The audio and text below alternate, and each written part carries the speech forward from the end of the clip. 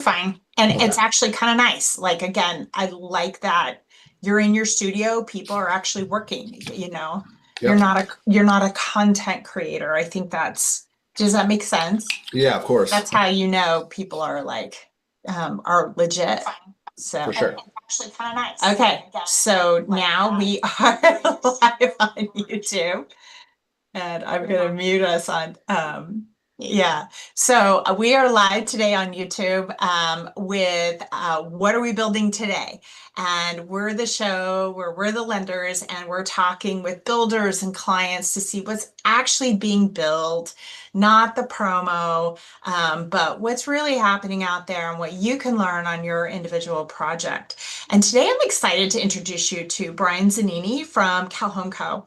Arguably one of the top contractors here in San Diego, Southern California. They have been into the ADU movement from day one, 2017. I mean, it's been like years.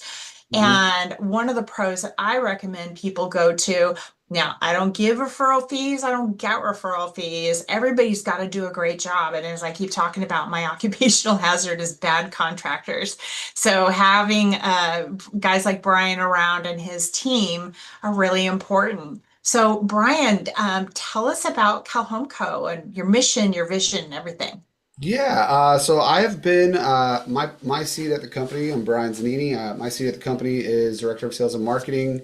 We have a small sales team, six full-time project managers, an estimator. So we're not your mom and pop shop, working out of the back of a truck and hiring people that are, our cousins or our friends. We have a full experienced team on board.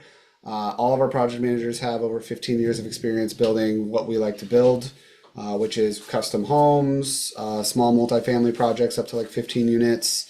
We do a lot of ADUs and some full home remodels and additions as well. Our goal and our mission is to build 1,000 homes by 2032. So we are on our way there. We're a little over 200 projects in the Nice. last 3 years, or 4 years, including some house flips and other side projects that we have. We have some developments that we are part of as well. But really, our mission is to help with the housing crisis here in San Diego and help provide more habitable, livable space, because we are so behind. So we see the importance of contributing to that, and we work with a lot of different people in the industry, including yourself, to make sure that that can continue to happen. Thank you for having us. Yeah, you bet. One of the things that I appreciate about you guys is you have an eye toward return on investment.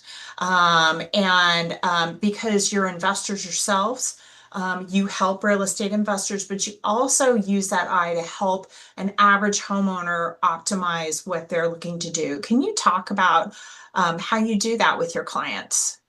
Yeah, really, we get involved with a lot of people that are very early on, and we're happy to have those conversations. And usually the first step in our proven process, which is a process that we follow with every client that comes to us, is we start with a discovery call. And that is really one, to learn about them as a client, two, what their plans or goals are for their project. Are they doing it for family? Are they doing it for investment and rental and passive income purposes? Because that kind of changes the build or the approach a little bit in my mind, because finishes change and materials change. If you want it a little bit nicer for your parents and it's going to be an age and place situation, we're not going rental grade finishes probably. So really just getting a better understanding on that discovery call, making sure we're a good fit for them just as much as they're a good fit for us. And then starting out and explaining the process, which can be arduous and lengthy, as you well know. There are, four real pillars when it comes to building, and that's, your financing, which, you help your clients handle and figure that out to make sure there's an ROI. Because it's got to pencil out, right? If it's for passive income, you've got to make sure, okay, if I'm going to take a loan out for this amount and I can get a rental rate for X amount, what's my timeline for my ROI, and does this make sense? So we kind of have those conversations with our clients, at least the ones on the investment side. The second pillar would be design. So we are not a design build contractor. We don't do design in house. We partner with architects and design firms here in San Diego that we've built trust with over time. And we've built several of their projects, if not several dozens of their projects, Mhm. just to make sure that you're building a team that can help you, right? And then the next step would be permitting and getting through the building department.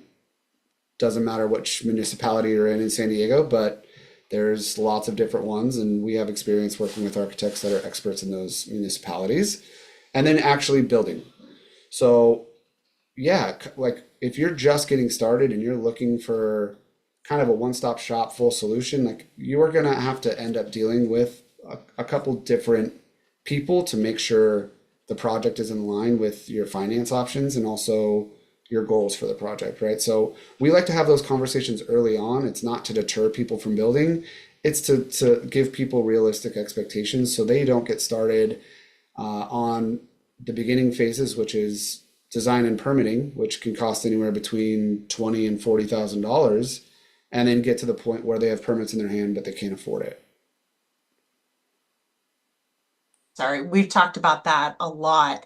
And you do work with some of the best architects, ADU focused people. One of the things that impresses me is that before they even issue permits, you guys go over those plans with the architects for cost efficiency and something called value engineering. Can you talk about value engineering and what that is? Yeah, value engineering is simply having a contractor or someone that has the experience reading plans and looking at designs and identifying potential cost drivers, which are going to increase the cost overall on the project.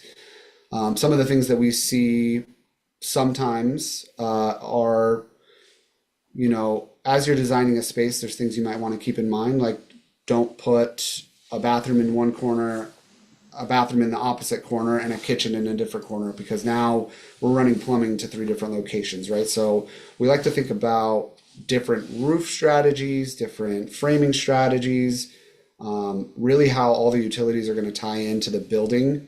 That's important in the design because that's a really easy way from day one in your design with your architect or designer to cut costs is let's design in a way that is going to be cost effective when it comes time to build. And so we have those conversations with our architects and design firms and say like, hey, this is like, I know this is a nice feature, but before you submit, you might want to understand that this could cost an extra $40,000. Here's an alternative, right? So we like to present ideas and brainstorm and work with our clients as early on as before they even submit to the city for approval. And I think that that's important because, as you know, a lot of projects end up in the building department's hands for approval and they Mhm. never get built because of funding issues or it was over engineered or over designed and now the building the project's actually out of budget. Yeah, what are some of the key value engineering is I often hear that clients get in their own way of value engineering. And so what are some of those, where the devil is in the details and you wouldn't think that would be a value engineering issue? You talked about walls and roofs. Walls, roofs, What does that you're mean? designing a space and it can get exciting and depending on the architect or design firm that you're working with, some of them have their own ideas. And I've seen it to where some of the architect's ideas work their way into a design and they incur quite a bit of costs. What are some examples of that? I've seen on a garage conversion, I've seen, metal roofing, which didn't even match the existing structure. Metal roofing is very expensive. So I was curious and I asked the client, I said, hey, why did you guys go with the metal roof?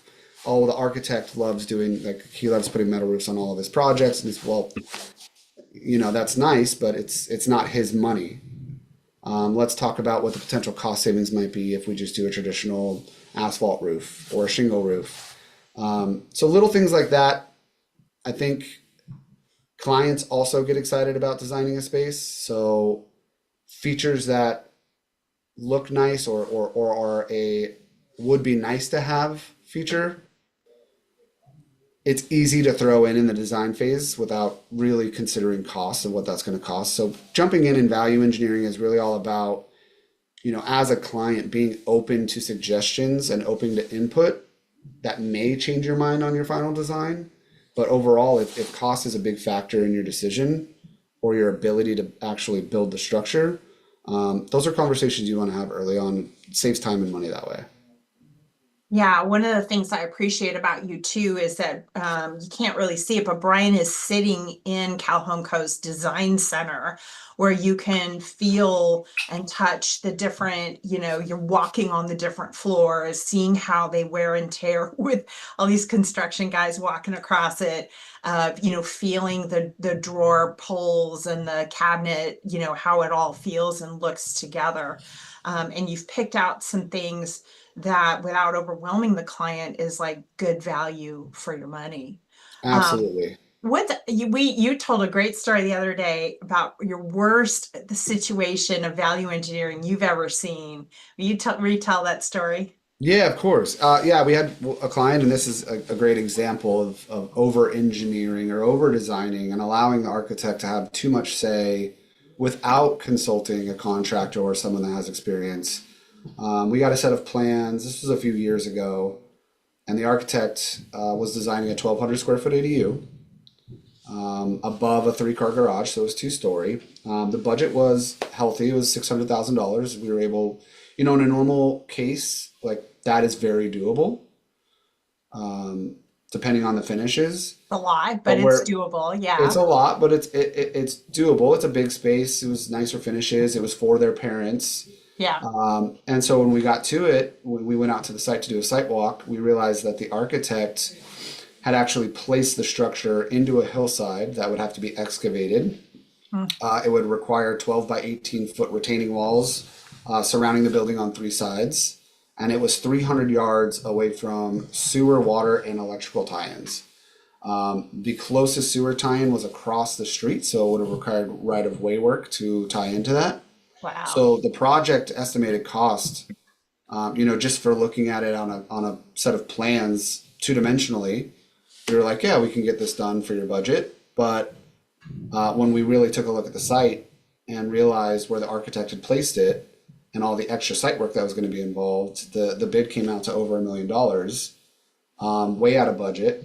And instead of moving forward with the build, the guy ended up buying his neighbor's house for his parents for a little under 900,000. So over his Wow. budget, but it was a full home for what it would have cost to build the ADU. What do you think those designs cost him? Those designs and just knowing the architects as we worked with them in the past, the designs probably cost between 40 and 50,000. Oh my gosh. And I will say I'm not a huge fan of retaining walls. They're expensive and they're ugly, Yep, ugly, ugly, ugly. absolutely. Yeah, I mean, there's other alternatives that you can take a look at. Anytime you're building on a hillside, I get it, it's going to be pricey, but there's ways and there's ways. Um, The travesty of the whole thing is they had room, they had like a huge driveway, and we could have tucked it up in the back left corner of their driveway, and mhm. there still would have been about 40 feet from the existing home. It was a nice big lot. Yeah. The architect ended up persuading them to do it into the hillside, and that's what they went with. So Oh, that's why it's important to have those conversations and to maybe get a third party get their eyes on it and make sure you're not designing something that's going to break the bank. mm-hmm. So, what else should homeowners, what would you love to say to clients before they even come to you? Uh, I think that before getting into this industry and really understanding the ins and outs of everything that goes into building a ground up construction project, I knew very little about what it took and what the process was like and how long permitting was going to take and how long design was going to take. And I have people that call me and they're like, hey, my neighbor just finished an ADU. I want to build one. Do you have availability to build this summer? And I said, well, yeah, can you send me your plan set? Oh, we don't have plans. Okay, let's back it up. Let's talk Mm-hmm. about design is going to take anywhere between 2 and 3 months, and it's going to cost between X and Y. Permitting is going to take between 4 and 8 months, depending on what you're building, and it's going to cost X and Y. And that's before we even put a shovel to dirt.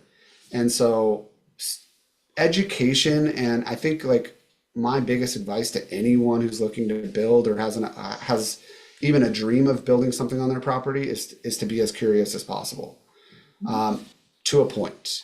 There is a lot of content online. I just saw an ad on Instagram of this guy promoting a website, and he was like, "Oh yeah, I wanted to build an ADU. I was getting bids for $100,000, and I was like, this seems high." And I was able to use this website and find a company, and they built me a 500 square foot ADU for $36,000. Mm-hmm. And he shows a video and photos of it complete. And I was just laughing, and I was like, you can't even do the framing on a 400 square foot ADU for Right. $36,000. Right. Yeah. So there's a lot of content out there that's misinformation, and is that unfortunately planting ideas in people's heads that you can do this for very, very cheap. Unfortunately, that's not where the market is. Mm-hmm. We do our best to bid as accurately as possible, and that's why we have a very low change order ratio. So out of the close to $20 million that we're building right now, less than 2% of that is in change orders. And that is because we do a lot of work in the front end to give accurate bids, not just on pricing, but also on timing. And that I think is really important. And to the people that come back to me and they say, "Oh, hey, I liked your bid, but I have another bid that's $50,000 less. I'm going to go with them." I always say, look, we pride ourselves on our estimates. We Mm-hmm. spend a lot of time doing them, and Mm-hmm. I honestly do believe, I know that number looks great, but I honestly believe it's going to cost what we put together for you, whether we build it or not. So keep Agree. that in mind and set realistic expectations for yourself, knowing that there may be some change orders or there may be some things that were left out in the other contract. I think being diligent and doing your due diligence when it comes to reviewing bids is tough because they all look different. Yeah. So Well, be curious, ask questions, don't be afraid. It's your money, it's your project, it's mhm. your property. Don't be afraid to ask hard questions and look for the answers that you need.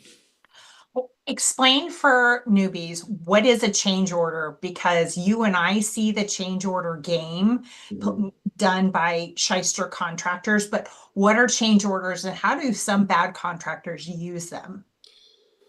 Yeah, it's a great question. And change orders, I think the word has a very negative connotation to it. Mhm. Because typically what a change order does it is any work that is not included in the original contractor agreement that you have with your contractor.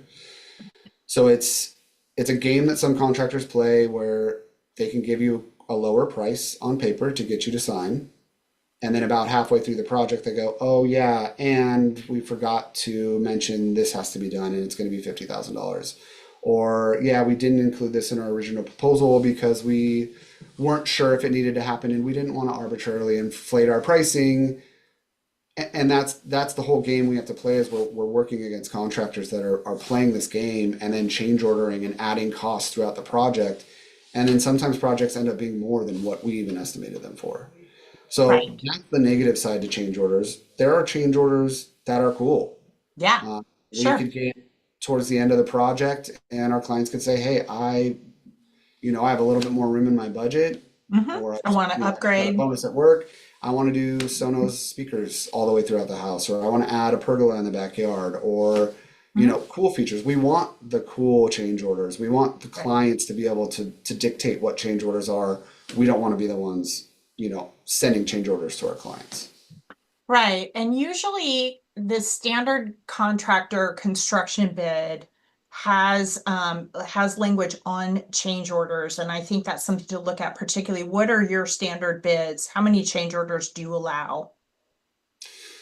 So we don't have a set number on change orders, only because we don't want to limit change orders based on, if Mhm. the client decides they want to do a bunch of different stuff. Sure. So Fair. we don't have a limit on the amount. Obviously, we try to minimize them.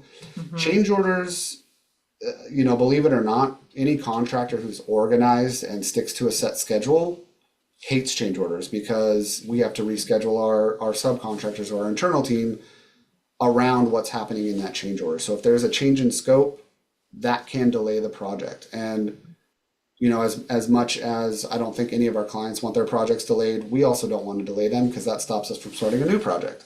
Mhm. So we actually don't like change orders. We try to avoid them at all cost, which is why being thorough in our bids is so important.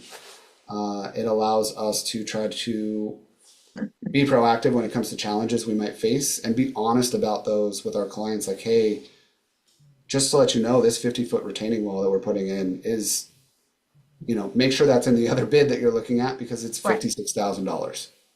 So your bid is going to probably come in higher because you are being transparent about the actual cost and Absolutely. avoiding your absolutely. And that's the importance of looking at construction bids side by side and doing your comparison. Let's switch gears and talk about what are you seeing in the future? What are you guys focusing on? I know every great business is improving and growing and focusing on what's in the future. You're one of the leaders in the Building Industry Association, ADU committee. What do you see next? I think that it's important. I think one of the big pitfalls of a lot of contractors in San Diego and probably across the world is that a lot of times we look at each other as competition, when in reality we're all kind of working towards a common goal. Mhm. I have over the last few years been primarily focused on working with architects and getting referrals from them.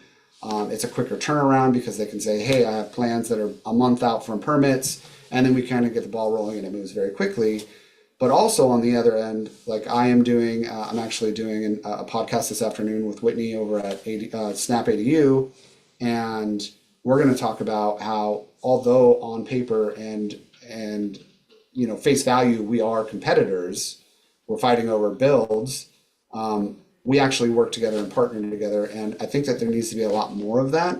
Mhm. That's why I love organizations like the BIA, the Building Industry Association. Like, there is a team of us that are working together, although we can be deemed competitors, to help face this housing crisis in San Diego. And I think for me, the future in being able to accomplish that is a lot more collaboration and a lot more teamwork. Yep. Finding those people, working with those people, building a network of strong individuals who have the experience and who have the passion for it, which I think we're doing a great job with some of the committees we have, getting Mhm. SCG&E involved, trying to streamline all the processes, fight regulations that don't make sense.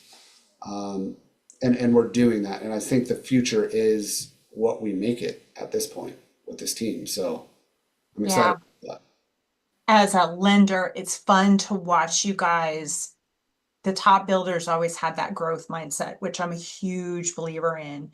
And so the ability as leaders to say, we're seeing problems with this issue with the county or with the city or whatever. Is anybody else seeing that? And somebody else popping up going, yeah, we had that last month and here's how we solved it. Have you tried this? That's the kind of professional collaboration that true professionals do. And it's that makes it really fun. And then I'm sitting there going, oh, no wonder that cost was so high. It seemed a little high to me, you know what I mean? that. Or like, oh yeah, I better watch out for that, for my own clients. So Right. that's exciting. Good. Yeah, yeah. Well, good.